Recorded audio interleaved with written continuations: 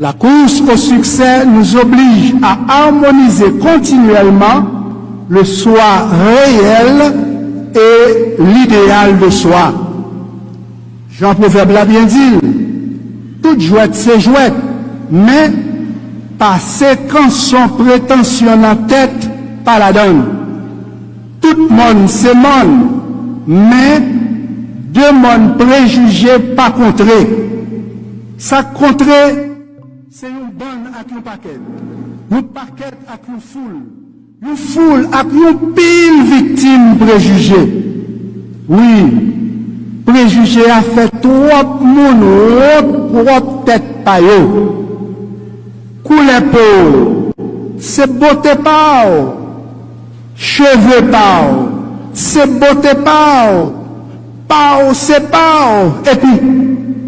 Et puis, ou belle.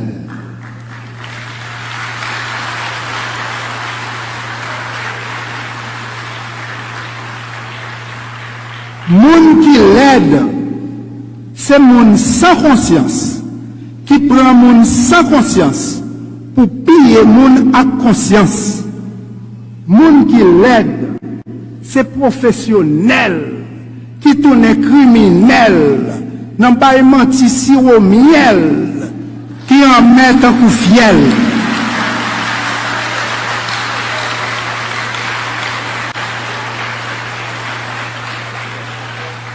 Toi, digne petit-fils, petite fille du berceau de l'humanité, sois fier de la couleur de ta peau, sois fier de la quintessence de ton être.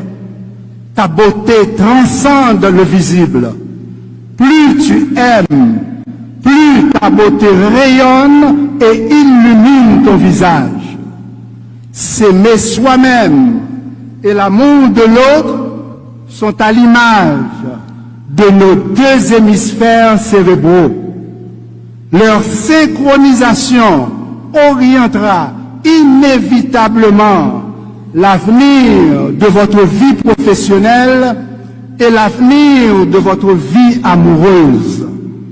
Comme vous en êtes témoin et conscient, permettez-moi de répondre à cette question que beaucoup de jeunes se posent.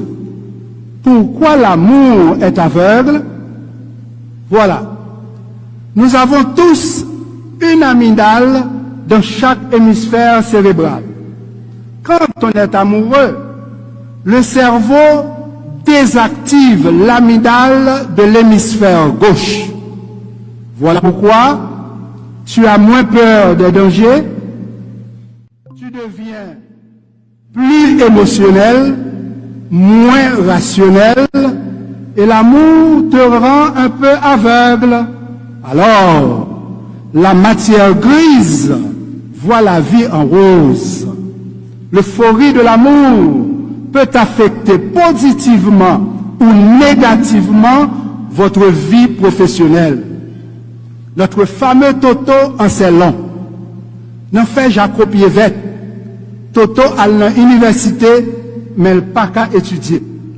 Le soir, Toto amusé écrit belle lettre, lettre sous lettre, lettre qui paraît à lettre pour le voyer par mesdames. Mais Toto pas jamais joué une réponse. A fait lettre ça virer lolo il est net. Toto al prend canet, il pas passé. Papa le dit. Toto qui j'en fait canet avec tout zéro ça yo la donne. Ou pas gêné? Toto répond. Non papa. M'pas ta ka gêné parce que c'est pas moi-même qui écrit tout zéro ça yo dans canet. Papa Toto fâché, lui dit, qui parole tête chatte ça yo? Puis nous répéter.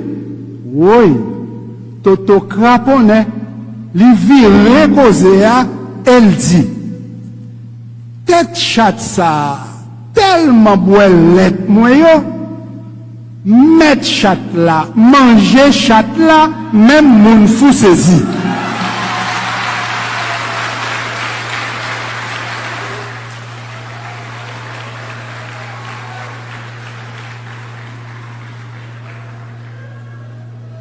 Contrairement à Toto, chers récipiendaires, vous avez réussi avec succès et vous pourrez aisément décrypter la conscience sociale. Le mal est profond. Voilà pourquoi j'ai choisi de ne pas exclure l'humour thérapeutique. Quand on rit, notre corps sécrète des endorphines, c'est-à-dire des hormones qui réduisent la production du cortisol généré par le stress. Je le redis, le mal est profond. Chaque jour, de Tabar, Croix des Bouquets, à Cité-Soleil, La Saline, Bel-Air, Martissa, Grand-Ravine, Carrefour, de Port-au-Prince à Pétionville ou partout à travers nos 10 départements, jaillissent les signaux lumineux d'un tableau hideux, écœurant et révoltant, le génocide d'Haïti. C'est évident, c'est flagrant, la diaspora haïtienne en est consciente, pas les génocidaires à nos zones aussi. Face à cette agonie collective, les éducateurs ont un devoir impérieux de contribuer à l'éveil de la conscience nationale. Difficile, mais possible. Possible, car les expériences vécues peuvent modifier notre potentiel cérébral. Plus on est intelligent, plus on s'ouvre à l'apprentissage en permanence. Les scientifiques ont bien compris que la perception consciente d'un génocide va au-delà de l'acuité visuelle. Si 90% des fibres du nerf optique, la partie géniculaire, traitent la perception visuelle consciente, 90% des fibres du nerf optique véhiculent les informations inconscientes. Qui donc, ouais, c'est une, ouais, tout ça, ouais, c'est deux. Ouais, c'est une, ouais, tout ça, ouais, c'est deux. Sin chita tan, n'aptoune poitan. Le génocide d'Haïti et la guerre en Ukraine nous concernent tous.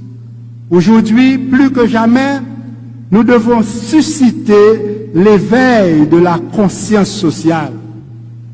Si tous ces l'ouverture, Jean-Jacques Dessalines, avec ancêtres nous, pas de gain conscience sociale, vieille chaîne l'esclavage là, tape toujours maré dans pied nous, la journée ou la nuit. Les chaînes l'esclavage moderne marré dans le cerveau moun, faut qu'il bon éducation avec bon gens sérum patriotique pour réveiller conscience sociale là avant trop tard. L'esclavage, rappelons-nous, est un crime contre l'humanité. L'esclavage mental et le coloniavirus se propagent au quotidien. Les sœurs et frères affectés par ces pathologies sociales se bercent d'illusions de liberté. Plus le cerveau est psychologiquement enchaîné, plus on s'incline aux pieds de ses oppresseurs en rejetant la main de ses libérateurs. On l'a bien vu en 2004. Le néocolonialisme et ses agents pathogènes ont toujours cultivé l'art d'anesthésier la conscience des esclaves mentaux. Une pratique qui peut durer longtemps, car chez les délinquants autoproclamés bandits légaux, chez les assassins, les kidnappeurs et psychopathes, le risque de récidive criminelle se situe aux antipodes de la conscience sociale. En mesurant l'activité cérébrale de certains criminels.